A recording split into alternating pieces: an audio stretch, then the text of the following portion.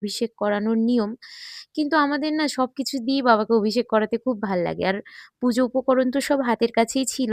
তাই আমরা ৪ প্রহরেই একটু যা লাগে আরকি সবকিছু দিয়েই মোটামুটি পঞ্চামৃত দিয়েই বাবার অভিষেক করিয়েছি। ভাল লাগছিল খুব। তারপর বাবার পছন্দের আকন্দের মালা বাবার গলাতে পরানো হলো।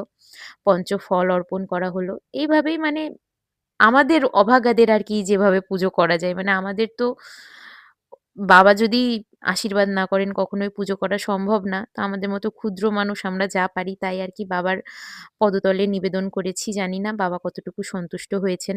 আর শিবরাত্রিতে সবসময় বাবার নাম মনে জপ করতে হয়, মন শান্ত রাখতে হয়, মন ভালো রাখতে হয় তাহলে বাবা খুশি হন। তো এইদিকে আমাদের বাবার পূজার জোগাড়যন্ত্র সব হয়ে গেল। ১ম প্রহরের পুজো হয়ে যাবার পরে আমিও চলে গেলাম রেডি হতে। রিয়াও রেডি হচ্ছিল।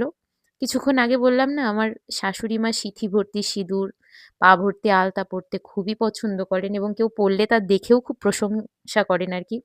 তো মাকে খুশি করবার জন্যই আজকে আমি সিঁথি ভরে সিঁদুর পরেছিলাম। লাল একখানা বড় টিপ পরেছিলাম।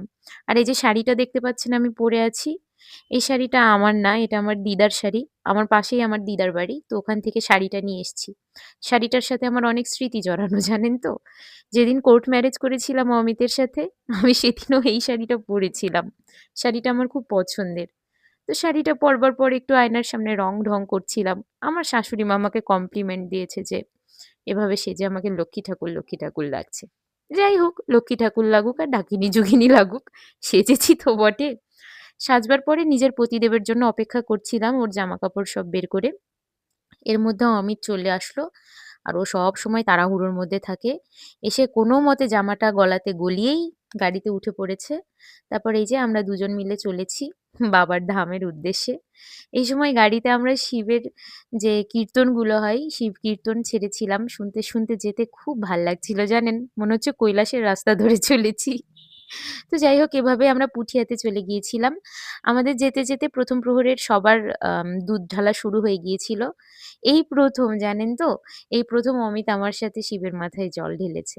এইজন্য শিবরাত্রিটা আমার কাছে আরো স্পেশাল। মানে বাবার কাছে নিজের প্রিয় মানুষকে নিয়ে যাওয়া, তারপর দুজন মিলে একসাথে বাবাকে পুজো করা, এই জিনিসটা যে কত আনন্দের না, এটা আসলে বলে বোঝানো যায় না। তো তারপরে আমরা বাবার মন্দির চারপাশ দিয়ে পরিক্রমা করলাম। আসলে শিবলিঙ্গকে তো কখনো পরিক্রমা করা যায় না। তিনি তো স্বয়ং ব্রহ্ম। সমস্ত ব্রহ্মকে তো পরিক্রমা করা সম্ভব না। তারপরেও শিব মন্দিরকে তো পরিক্রমা করাই যায়। তো বাবার মন্দির পরিক্রমা করেছিলাম। তারপর বাবার উদ্দেশ্যে নিজেদের আশার প্রদীপ জ্বালিয়েছিলাম, যেন বাবা আমাদের আশা পূর্ণ করেন। তো এইভাবে মোটামুটি আ ওখানকার